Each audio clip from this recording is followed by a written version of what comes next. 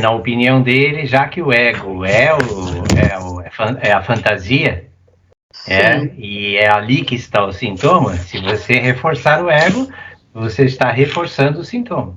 Ele tanto traduz o mundo para o nosso inconsciente, quanto ele traduz o nosso inconsciente para o mundo. E o próprio Freud já falava, e a metodologia para isso é a fantasia. Sim. Eu não me relaciono, veja, diretamente com o mundo. Eu me relaciono com uma maneira que eu entendo do mundo. Portanto, eu olho para o mundo e faço uma tradução. Eu criei uma espécie de um intermediário, que é uma fantasia, não é a realidade. Tanto que quando existe, de fato, uma realidade muito dura para lidar com o mundo, muita gente diz assim, não vou lidar com isso, eu vou inventar alguma coisa aqui, tá lá numa relação extremamente perigosa, difícil, com uma pessoa muito agressiva, e cria uma fantasia dizendo assim, mas eu gosto dela, ela tem coisas muito boas, ela é uma pessoa muito trabalhadora, mas assim, ela está sempre pronta para bater, e ele fala, não, mas tudo bem, isso não é um problema. Veja, se está todo mundo em volta olhando, que é assim, né? A mãe, o pai, os parentes, até os filhos, muitas vezes, olha para a mãe, por exemplo, até para o pai, né? Porque tem mulher também muito agressiva. E fala assim, cara, você não está vendo? Isso é horrível. Essa pessoa é terrível, né? Tá fazendo o quê? Cai fora. E a pessoa fala, o que ela está fazendo? Fantasiando. Certo? Ela não está vendo a mesma realidade que os outros estão vendo. Tudo bem que os outros também podem estar fantasiando um pouco, porque todo mundo vai fantasiar, né? Uma vez que o eu está fazendo essa jogada, né? Mas por que será que o dela é muito diferente do dos outros? Tendo introduzir para nós, né? Ele vai falar do caso da Dora, né? E ele vai dizer assim, o que aparece do lado de fora, quando você olha, né? Que é o que a gente sempre fala que é o fenômeno, só atrapalha na psicanálise. A identificação com a mulher, exatamente. Isso, né? Porque ela tinha uma grande identificação com o pai, e o pai gostava da senhora K, e ela fazia esse triângulo. Ela atualizava o Édipo dela, vamos dizer, né? Usando esse triângulo com a senhora K. Ela punha a senhora K no lugar da mãe dela. Olhando ali, dizendo assim, que modelo feminino é esse?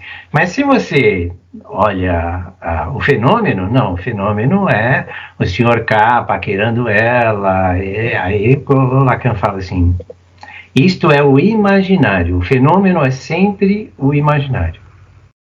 Ele fala, se olhamos para o imaginário, vamos ficar presos nessa fantasia que o eu está criando. Engana o mundo, engana a própria pessoa, é isso mesmo. Tá, e de certa forma tenta enganar o próprio inconsciente. Veja, um pouco de engano de tudo quanto é lado, todos nós temos. Sim. Tá certo? Até porque a realidade, ela é muito difícil de lidar, é muito dura, né? Então, essa é uma tendência a querer disfarçar as coisas, amenizar as coisas, né? Então, um pouco todo mundo vai fazer, não tem, né? A grande questão é este fantasiar está sendo prejudicial para mim, né? Porque eu fico sentindo sintomas, tá certo? Eu tenho lá uma neurose obsessiva, uma histeria, né? Uma dificuldade, como era o caso da Dora. A Dora, quando o cara ia viajar, ela parava de falar, né? Ficava afônica, né? Então ele dizia assim, que sintoma estranho é esse, né? Por que não falar na ausência do Sr. K? Então ele vai supor aqui alguma coisa que a gente vai ver, né? Então ele fala assim, se você olha o fenômeno, você não está olhando o que está acontecendo no simbólico, você está olhando só o imaginário. Então ficar preso aí é ruim. Então ele dá uma comparação bastante interessante. Por que ler a borra de café é diferente de ler os hieróglifos? Porque a diferença da borra de café. Na borra de café sou eu que estou vendo alguma coisa ali. Usamos as duas coisas. Tanto o imaginário vai nos mexer conosco, Veja, as duas posições, a posição do paciente e a posição do analista. O paciente está falando do imaginário dele e do simbólico. Ele está falando das duas coisas. O que o analista está fazendo? Ele está recebendo essas duas coisas, mas ele está, no caso de um lacaniano, fazendo esta separação. Ele está dizendo assim, eu estou entendendo de você que você está me falando da leitura da borra de café, mas o que me interessa é como você está falando sobre isso. Qual é a linguagem que você está utilizando? Como é que você está construindo as suas frases para dizer sobre o que você está lendo na borra de café? Quem faz a separação é o analista.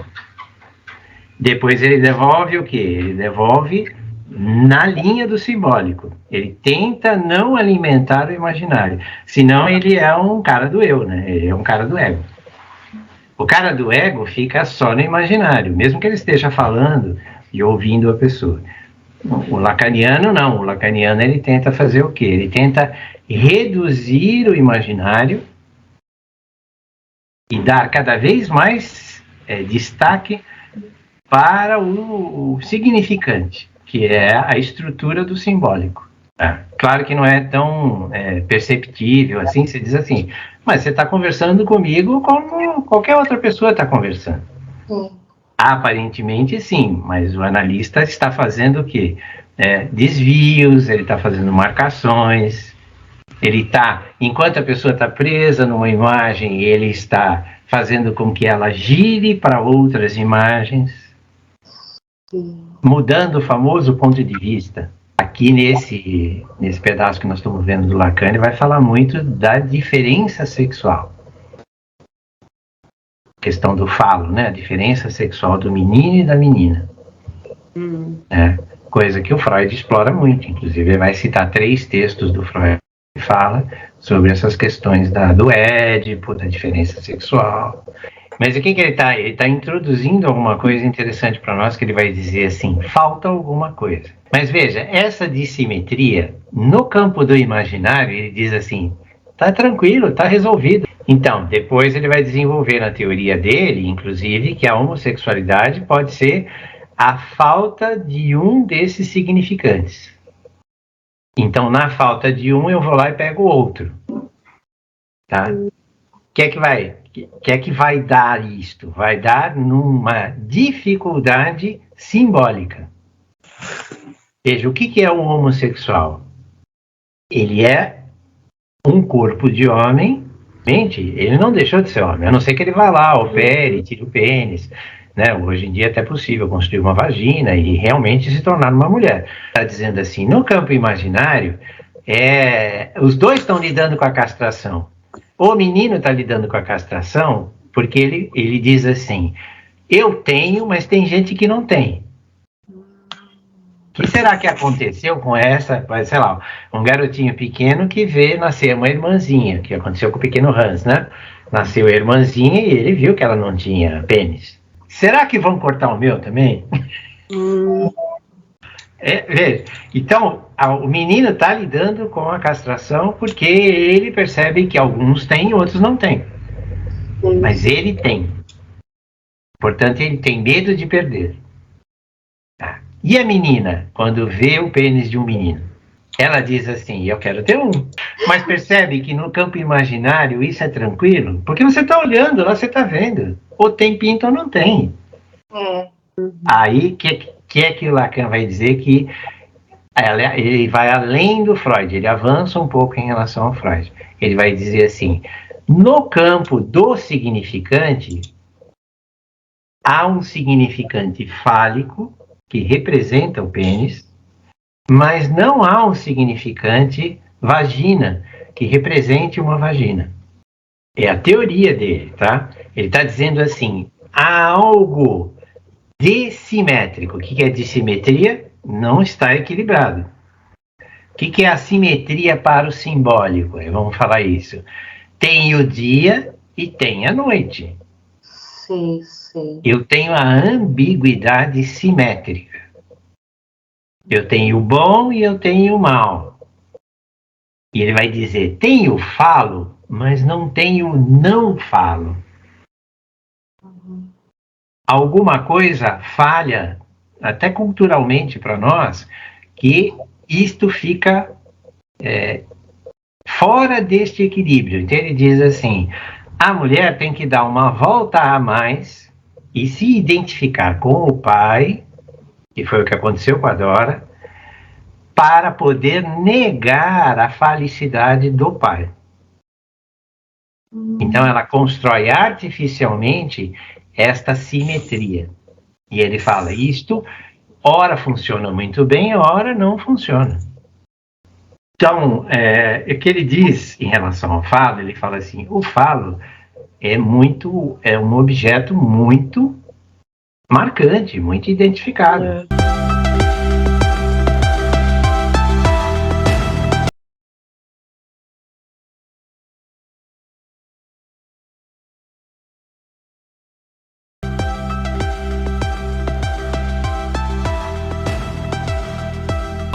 Ser macho ou fêmea está definido pelo biológico. Isso. Né? Agora, ser homem ou ser mulher, que são posições subjetivas, são simbólicas, aí cada um constrói a sua. E o que o Freud descreve através do Édipo é isto. Como é que nós fazemos a nossa construção simbólica. Ele está sugerindo que a Dora fez a construção simbólica dela através do pai. Sim. E pasmem, né? E aí ele é muito claro dizer, isto vai dar numa histeria. A histérica feminina, não o homem, né? Depois ele comenta do homem histérico. A histérica feminina tem sempre uma grande identificação com o pai. E é engraçado porque, né, na fala das histéricas, o que aparece muitas vezes são as questões com a mãe.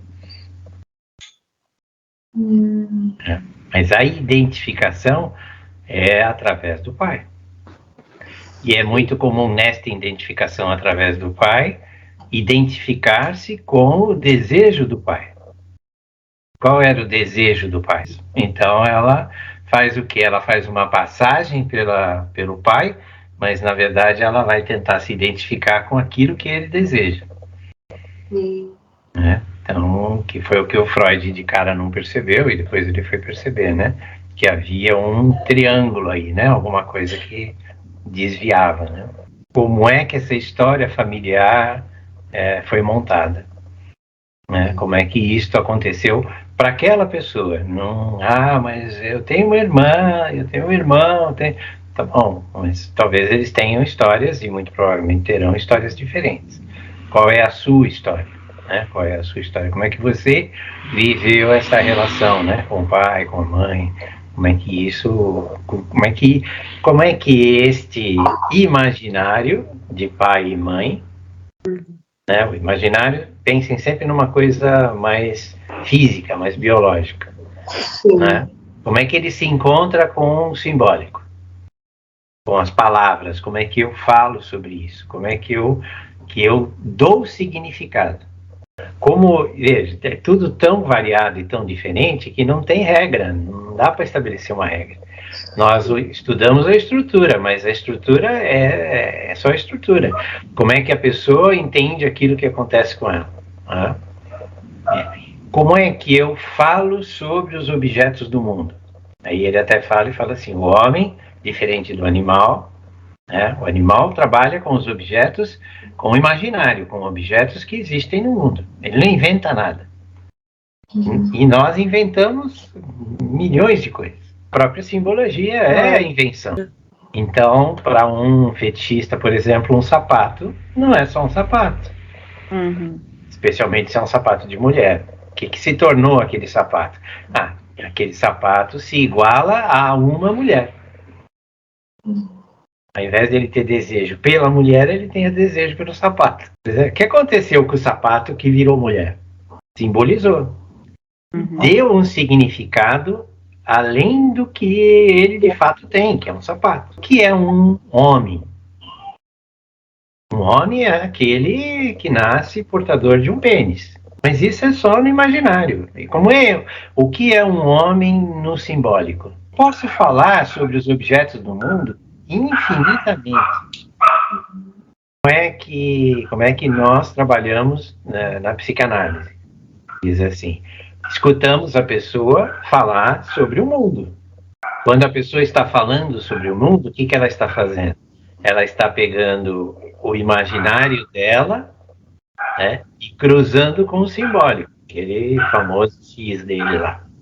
Neste cruzamento, as coisas são daquela própria pessoa. Não tem nada que... Nada pode ser previsto antecipadamente. E a compreensão e o significado dos objetos, do mundo, do homem, da mulher, de como são as relações, isso foi a própria pessoa que construiu. Por mais que ela esteja influenciada por uma cultura, por uma civilização, né? Ok, as influências, né?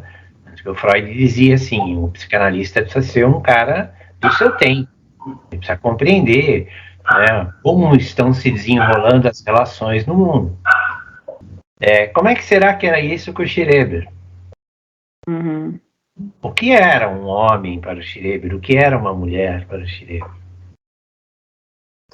Nós nunca vamos saber, porque não deu para fazer a análise dele. Mas lendo o livro dele, dá para perceber que ele fez uma bagunça, né? Sim. Certo? Que fugiu, inclusive, da média da bagunça que a turma faz. Ele fez uma bagunça muito pessoal e muito particular. Sim. Nós chamamos de psicose. Sim. Psicose é um jeito muito diferente da média das pessoas, porque há mais ou menos uma média, né, do jeito das pessoas, que os psicóticos fogem disso e vão estabelecer uma coisa completamente fora do normal, né? Ele queria virar mulher, porque ele queria ter os filhos de Deus, então, novas traduções. Vocês vão ver que ele vai insistir aqui na história de uma fase que se traduz em outra, que se traduz em outra. Então, se algo ficou para trás, que não foi traduzido, na análise nós vamos fazer com que essas fases evoluam. Ele diz assim, há um momento onde essas traduções meio que param, né? E o que ficou para trás ficou, e se não encher o saco, um abraço, não tem problema nenhum. Agora, se algo ficou recalcado, ficou para trás e começa a incomodar, então aí o que fazer? Fazer a pessoa falar para ver se ela avança nessas traduções. Então, diríamos que a psicanálise é um método tradutivo. Ele faz uma correlação que o Freud já fazia, né? Ele fala assim, há um ciclo, e nós reconhecemos esse ciclo, entre nascimento e morte. Para muitos animais, por exemplo, isso está intrinsecamente ligado, né? Muitas aranhas, por exemplo, quando vão se reproduzir, é o fim da vida delas, né? Elas botam os ovos e morrem. Ou alguns animais, inclusive, que vão lá e matam o macho, né? O macho copula e logo depois é decapitado, por exemplo, que é o louva-a-Deus, né? Ele vai usar até essa figura em algum momento, o próprio Lacan. Então tem uma ligação aí, né? Nascer para morrer. Falamos no filme, né? A Morte lhe cai bem, né? Que é sobre essa conexão, né? Ter herdeiros, né? Ter filhos para não morrer. De certa forma, se imortalizar através desse processo de transmissão dos genes, né? Da carga genética. Não tem só isso, nós sabemos, né? Isso seria, vamos dizer, a parte física, né? A parte biológica. Mas sim, tem a parte simbólica, não falamos assim lá, mas aqui podemos falar, que é realizar um projeto, né? Ter alguma coisa que você deixa para o mundo, uma marca que você vai deixar para o mundo. Ou seja, isso é físico? Não, isso não é uma pessoa, não é nada disso. A não ser que, sei lá, você construa um hospital, coisa do tipo, tem lá muito mais físico, né? Mas não é biológico, não é genético, né? É uma obra, algo que você realizou como obra, né? E aí esta obra tem um simbolismo. Veja, então eu tenho uma via imaginária, que é a reprodução propriamente dita, e tem uma via simbólica, que é deixar uma marca no mundo. E um trecho aí ele está falando, o significante, ele não tem a capacidade de explicar tudo. Um significante em si, é o próximo capítulo que nós vamos ler, não o 3, mas ainda o capítulo da frente, né? Um significante sozinho não significa nada. É até o título do capítulo, vocês vão ver. Por que um significante não significa nada? Porque ele precisa se reunir a outros significantes para sim se tornar um significado. Então ele não explica nada, né? Mas ele é o tijolinho que vai se juntar com outros tijolos e vai montar alguma coisa. Então ele diz assim, precisamos ouvir a pessoa porque precisa ver como é que ela faz essa montagem. Como é que ela organiza esses significados. Aí sim a parte do significado. Que é a união de significantes para poder explicar alguma coisa. Sim. Ele fala assim, mesmo que nós tivéssemos acesso a todos os significantes que estão lá no inconsciente daquela pessoa, não valeria de nada. Porque a questão é como é que nós articulamos isso. E não há duas pessoas iguais no mundo que façam a mesma forma de articulação. Por mais que sejam pessoas da mesma área, né, com conhecimentos muito parecidos, na hora que elas forem falar sobre o mundo, elas vão falar de forma diferente. Então, a fala é individual, ela é particular, né, muito própria. Então, como eu falo sobre as minhas experiências, só eu vou falar. E o mais interessante disso é que se eu falar 2 vezes, uma será diferente da outra. Por isso que a gente não analisa textos escritos, não dá para fazer análise com o que se escreve. Porque na escrita você não tem uma espontaneidade, você corrige, você volta para trás, você muda, né? Você aprimora. Não, nós temos que pegar a fala que é improviso.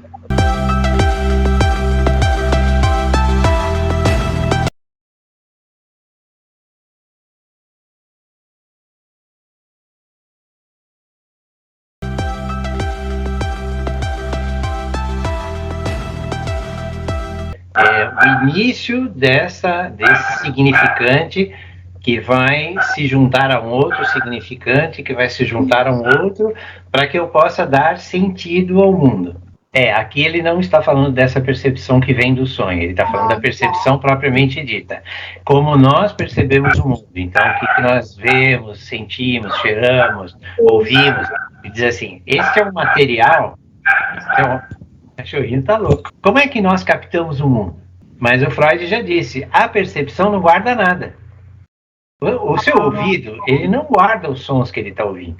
Então existe uma simultaneidade, é isso que ele quer dizer, é tudo simultâneo, porque não fica registrado. Meu olho também não registra o que eu estou vendo. E aí, a partir do momento em que ela lembra lá da carta da mãe, né, que ela está lendo a carta da mãe, ela lembra daquilo, ela lembra que ela gostava do cara lá, né? Voltava o cheiro. Como assim? O cheiro não está presente. Como é que ela sente o cheiro de novo? Veja, diferente. O mundo está produzindo um cheiro. Então eu sinto aquele cheiro e tenho uma memória. Ótimo, tá tudo certo, não tem problema nenhum porque associou com aquela memória. Agora eu estou lembrando da carta e pensando que eu gosto do meu patrão. E aí eu sinto o cheiro. O sistema está simultaneamente fazendo idas e vindas. E ele fala assim, essa simultaneidade, junto com aquela coisa das traduções, esses são os 2 mecanismos que o Freud identificou e falou assim, isso, Lacan dá um nome de significante, que não é o significado. O significado virá depois. Cada vez que eu lembro de alguma coisa, essa coisa, ela se modifica. Pelo próprio ato de lembrar. Não fica mais a mesma. Por isso que você nunca repete a mesma fala. Não, ela vai se modificando, ela vai. Por isso que ele fala, até os 3 anos de idade é um tipo de registro, dos 3 aos 8, outro tipo de registro. É as mesmas experiências sendo retraduzidas, sendo retrabalhadas. Aquilo que ficou recalcado, que deveria ter continuado sendo traduzido, de repente aparece na memória de um adulto, pode ser sintomático. Porque ele não passou pelos níveis intermediários de tradução.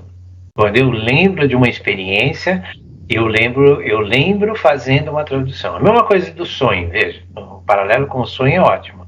Quando você está me contando o sonho, é de fato o seu sonho? É a lembrança? Não, o sonho propriamente dito foi o sonho. Quando você acordou e lembrou do sonho, ele já não é mais o sonho. É a lembrança do sonho. Já teve uma tradução. Está fazendo simultaneidade. Está ocorrendo lembrar do sonho e interpretar o sonho. Você já está fazendo isso sem pensar. Né? Quando você vai contar para o analista, ainda é outra tradução. E o analista vai forçar outras traduções. Você vai, sem querer, não é de maldade, mas você vai censurar partes. Ser psicanalista é aceitar que nós não sabemos nada. Sim, essas associações são associações que nós montamos a partir do que recebemos do mundo. Significante vem lá de fora e entra em mim. A criança, como é que ela aprende a falar? Né? Através de sílabas. Sim. E ela demora um tempão para juntar sílabas e fazer palavras. Né? Aí ela começa com mamá, papá, e, né? Ganhou, quem ganhou? Foi primeiro a mamá ou foi o papá? Ela falou primeiro, lá, sabe o que ela está falando? Tá blablando, né? Blá, blá, blá, blá, blá. Depois ela vai começar a compreender que se ela juntar, né? Papá, é o papai que olha. Se ela juntar mamá, é a mãe que olha. Então, não é a mamãe, né? Então, até ela chegar no não é a mamãe,